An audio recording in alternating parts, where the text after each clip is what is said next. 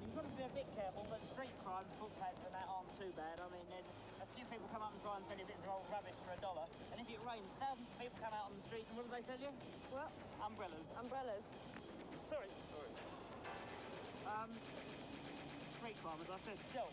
Still, we're doing quite well. We managed to get this off of him. Let's see what he's got in here. I think this is a, this is a Seiko. And I've got a few dollars, so I think we've probably got enough to get a taxi now. Good. Thank you. All the news. Jordan, Sussex Turnpike, Randolph, New Jersey. It was you, Jules. It was always you. You did it, Jules. I could have been a contender. So, where are we going then? We're going to several different nightclubs, Liz. The first place you'll be going to is a place called Danceteria, which is the leftover of... Well, I should explain. First thing I should tell you is that New York nightlife works kind of in cycles, where for a while all kinds of things are happening, and then it lays out for a bit. And Danceteria is a leftover from the last real explosion of nightclub activity, which was probably ended around 80, 81 or so, which was all of our version of so-called new wave music, or whatever you want to call it. And Danceteria has always been the main club for that in New York. Although by the time you get there, what you're going to see is a place that's half of a downtown sort of art and going out and mincing scene, as you say, and the other half of which is tourists, kids from Brooklyn and Staten Island, New Jersey, what have you, that have heard about this or like to hang out there. But so what it will do is give you a kind of shadow of what was once happening. Where are we heading up to now? We're heading towards the Williamsburg Bridge that goes over to Brooklyn, but I'm sure we'll find a nice road like Eldridge Street that a few years ago they had to shut it down because they have supermarkets. They call them drug supermarkets. Oh my God. You can go down and get anything you need here.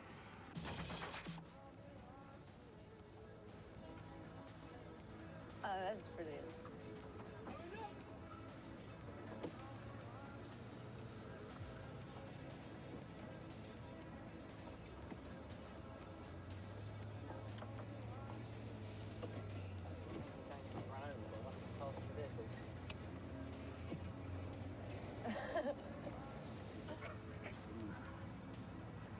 That was a very nice job.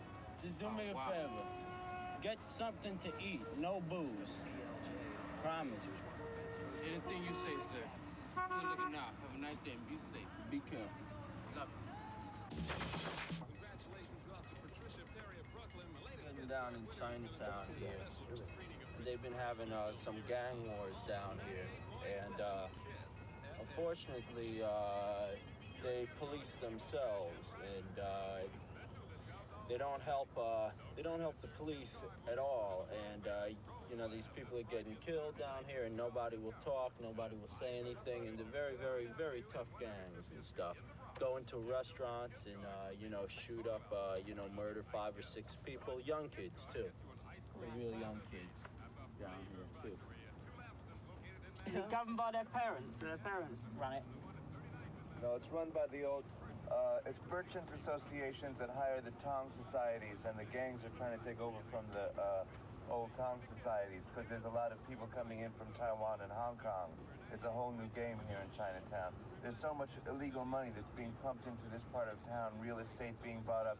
Everybody's trying to get their money out of Hong Kong and Kowloon before, you know, it goes over to Red China.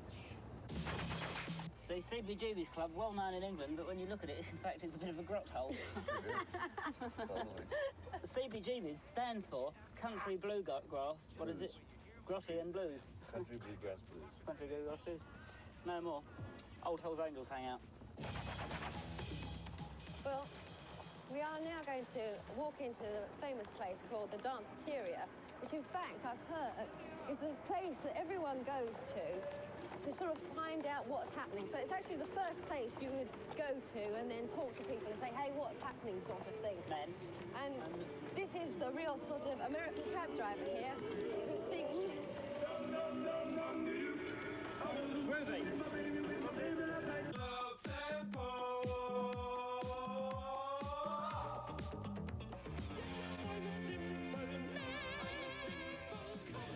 place where anything goes, from umpa bands to Diamanda Galas to funkiest thing happening on the street. So we try to do as much variety as possible and to present music from all over the world. What records do you think that people really do prefer in New York? I mean, what is the real sort of lively stuff that they like to dance to? Well, there's no specific genre of music. Yeah. It's whatever's got that magic feeling to it. What bands do you think have that magic feeling then? Well, right now, Quando Quango Yeah. is big in New York, and Africa Bambaataa and the Peach Boys. Yeah. They're all different, but they all have that beat. What? Something that turns that floor on out there. I really like sort of, let's say, transvestite singers playing accordion and things like that that are homely, that are reachable for everybody, that makes everybody feel like right. Yeah. Yes. Right. Are you going to put any scratch records on in a minute? Well, you can scratch with this one. There's no specific scratch record. Oh, go on, show us how it's done. Just find a hand clap somewhere.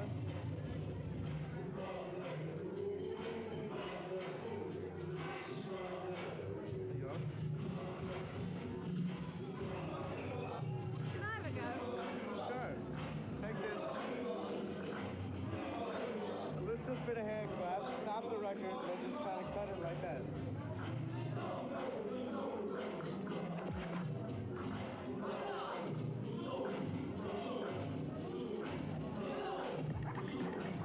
There are photographs of the late KLAUS Nomi, who died about 2 months ago, and I don't know if one of you would like to, and I'm not, you better explain really what this small exhibition is about.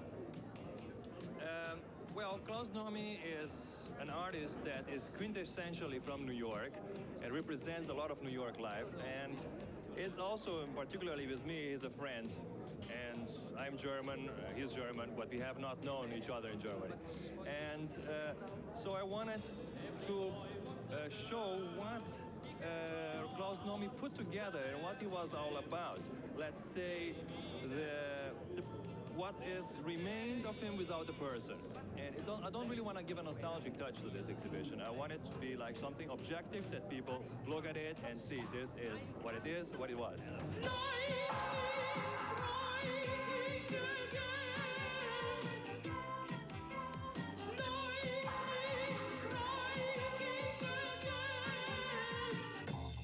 We're thinking of going off to the Roxy now. What do you reckon of that? Oh, the Roxy's great. It's a really good place. It's a lot different than Danceteria because the problem with Danceteria is that it's like a fashion club, you know? It's really fashionable, whereas Roxy's a lot more mixed. It's where the kids party, you know, the breakers are there, the black kids, the Spanish kids, and also you get the few chic people, you know, Francesca Clementi, Bianca Jagger, that want to hang out there, you know?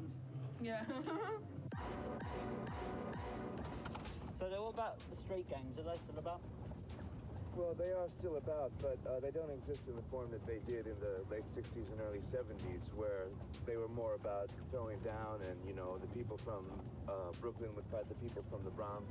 There's not really, I mean, that still happens all the time, but ideally right now they're kind of developing into a new form, which has more to do with cultural, they've evolved certain cultural forms that have to do with breakdancing, you know, rapping, going down to the Roxy, hanging out.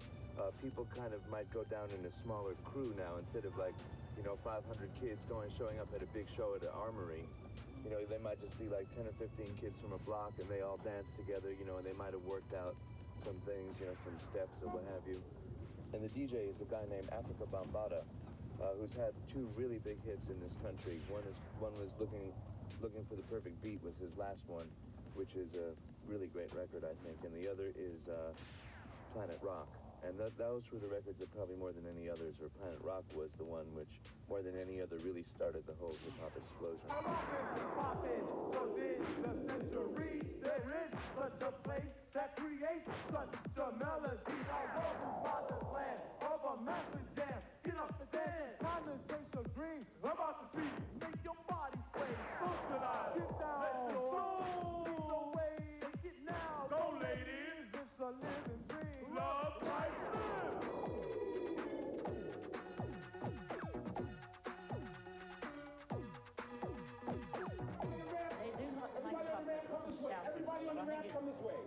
Everybody on the van. If we were in England, it would all be, you know. Everybody on the van for flag. Everybody on the van. Jesus Christ, boy. They're a perky lot, aren't they? Anyway, in here, this is the Roxy. This is another sort of dance club. But bear in mind, there's not just dance clubs in New York. There are all sorts of kind of jazz clubs, rock clubs there are, and I mean everything that you could possibly want. Also, the other major advantage is that they are open until 4 in the morning. Let's hope it's easier to get a drink in here and not all that loud disco music, eh? The Roxy.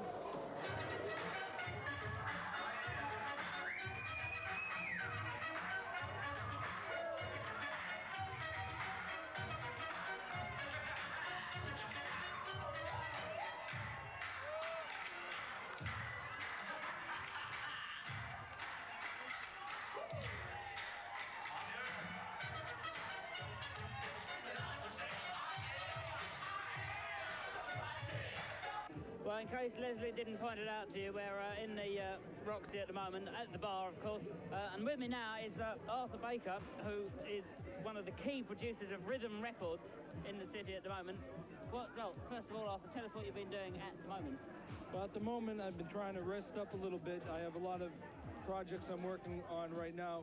One of them being the General Public record I'm going to be doing with Dave and Roger probably in the next month and a half or so. And I'm doing a project for Elektra, Circuit 2, and I'm also producing my wife, Keeping It in the Family, for Elektra Records also. So I've been really busy. That's all for the best. The other thing that I heard was that you'll do a mix of something in the studio, and then you'll bring it into a club like this to test it out. Give us the rundown on that. Well, for instance, on the New Order record, Confusion, I probably did like 15 or 20 different mixes. I kept going into the clubs and testing them out, and they really didn't live up to what I want, so I'd go back in the studio and really test it and use that as really the barometer of whether the record was where it should be as far as the people were concerned. I don't feel it ever got to the point where I wanted it to be, but I did feel that the mix I put out was best for what the people wanted. So when you went back in the studio, what did you find was lacking? Was it the bass drum or the snare drum or something like that? It was usually something to do with the kick drum, trying to get the right level and the right feel to the kick drum.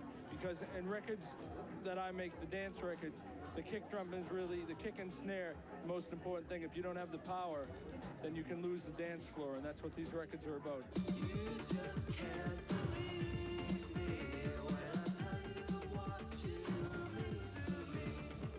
You just can't believe me when I show you what you cannot see. You're hiding from feelings, you're caring for more, sharing and hoping and touch for so long. Our lives stay unchanged from the way that we were, but now I'll tell you something that I think you should know.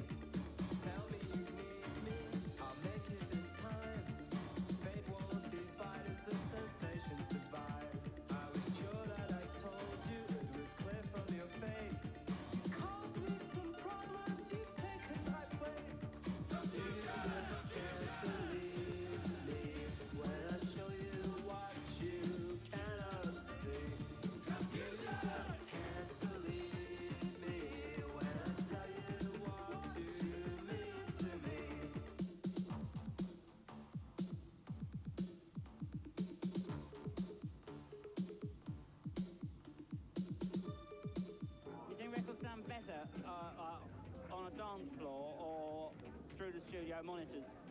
Well, I feel that a lot of times records I feel hearing on the radio or in the studio don't sound that well come to life in the clubs. And when we make the records, you know, that's why I test them out, because I really don't care how they sound at home as much as how they sound in the club. I'm more interested in the club. Well, of course, the other question is what would be the next, because things have become more and more rhythmic. Where would you see it going? Do you think it will end up with just complete rhythm records with no melody whatsoever? Well, I mean, rap records right now are pretty much at that point. If you have the right beat, the record can get over just on the beat and the chant. I feel that I'm trying to get away from that. I'd rather have melody. I'm trying to write songs, real songs, and putting them over that kind of driving beat. And that's what I try to do with Confusion and IOU and any other records I've been doing. Trying to have a marriage between the drum sound and the real melodies. Here standing next to me is the very beautiful Nona Hendrix. Well, I was earlier. No, you still are.